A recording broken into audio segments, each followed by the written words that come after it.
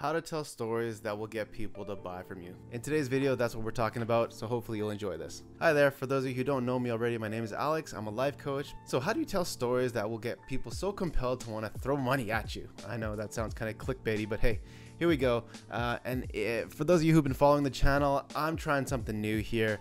I got 2 kids, life is busy, production quality is going to be a little bit lower, but that's okay because we're going to bring you even more value and content. So here we go. Without further ado, I consider myself to be a jack of all trades, and you know, one time in my past life, a few years ago, I decided to explore creating this self-sustainable gardening. When I was in Thailand, I thought it'd be a great idea to capitalize on the tropical weather, and it was consistently raining all the time. So, you know, rain, sunshine, good soil, great things to make great crops, right? Haha, no, not quite. So I decided to dabble with the idea on how to create a self-sustainable life without needing to go to the markets, buy fruits and vegetables, just as, you know, kind of a hobby. Thought it'd be pretty cool if I could actually succeed at doing it. Spoiler alert, I didn't make it all the way there, but I did learn a bunch of things along the way. I tried to create something called an hydroponic system. So basically a self-sustaining system where you would just run water without actual soil, so you can actually give nutrients in terms of oils, and you put add drops to the water. It was pretty cool. And it was really popular at the time, so I said, hey, why not give it a shot, create my own rig.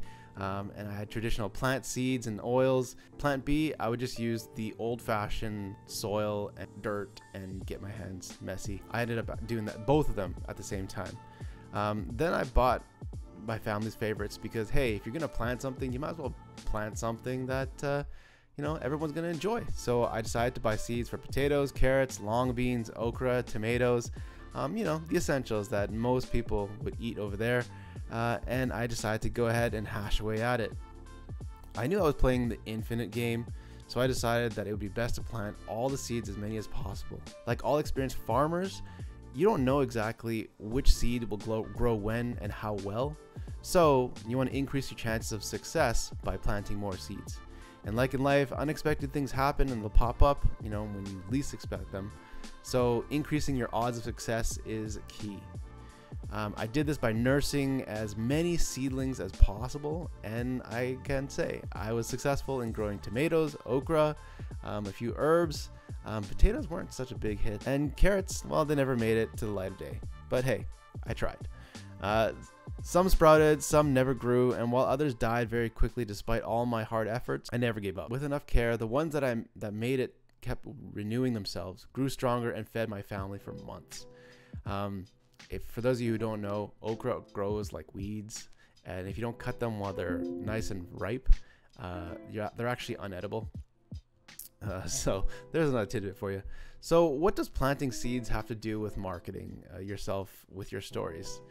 By constantly serving up your stories and sharing your trials and tribulations, you're planting these seeds into society. And each seed is a chance for you to grow a relationship, a meaningful relationship, and connecting with your potential clients, right? So you can do this on any platform. Could be a blog, YouTube, Instagram, LinkedIn, just to name a few, right? But through posts, you'll be able to provoke curiosity and inspire others to take action and explore new things along with you. You know, how many, especially if you're watching right now, how many of you have said, you know, oh my God, that looks cool, I want to give it a shot myself and see how it goes. I think those are the ones that stick the best, and if it does succeed for you, you remember that person that told you the story first. So another great reason why you want to share your story.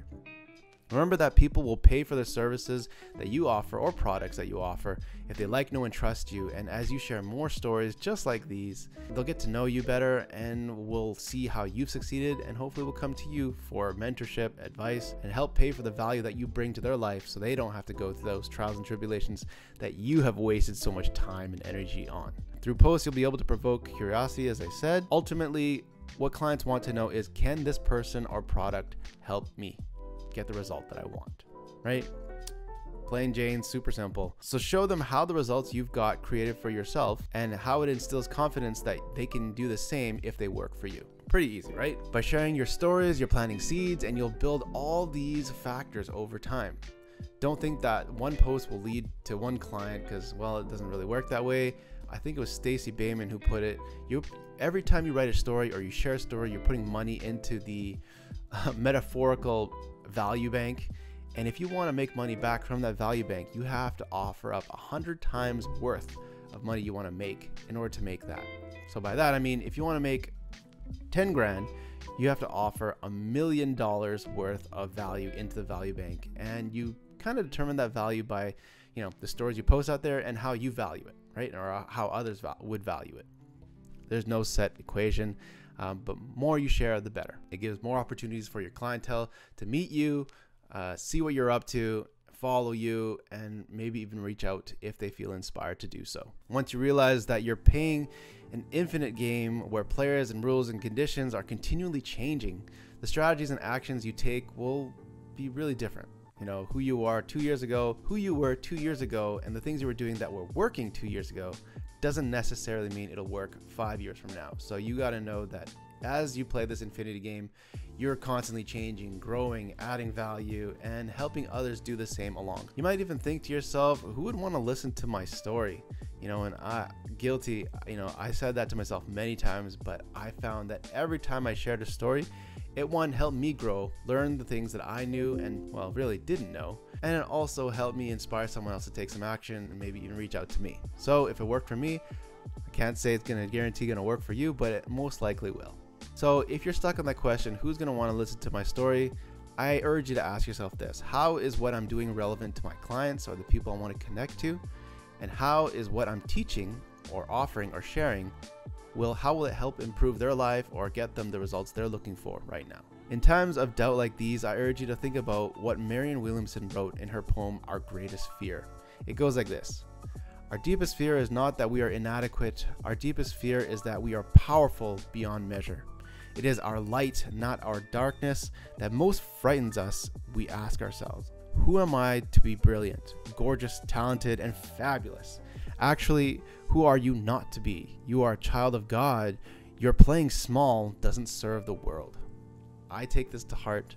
I read this once and it struck a key right here. It made me realize that I am more powerful than who I am or who I think I am. And I tell that to all my clients, and I truly believe it. You are way more powerful than you think you are. So get out there. I'm curious to know, what stories do you need to share, need to get out in the world so that you can inspire someone else, even just one person, to take action, do something differently, try something new for themselves, and help them grow into the person they want to become. So that's all I got for you today. I will see you all in the next video. Take care.